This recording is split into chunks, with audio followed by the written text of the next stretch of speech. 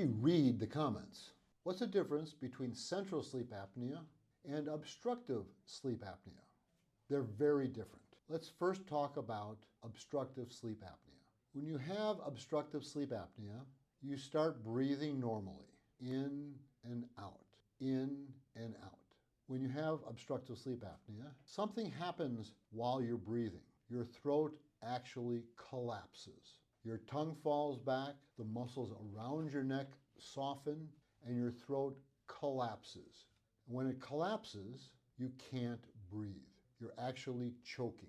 Your lungs try to take a deep breath, but they can't get any air in for at least 10 seconds. In some patients, it could last 30 seconds, where the throat is closed, the patient is gagging, the chest is moving faster and faster and faster because the body says, we need air, and eventually the body starts waking itself up, saying there's something wrong. So you go from a deep sleep to a lesser amount of sleep, hopefully enough that all of a sudden your muscles start working again.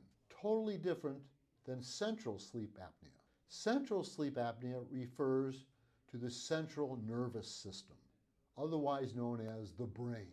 In central sleep apnea, you stop breathing because the brain impulse to the lungs that says breathe stops.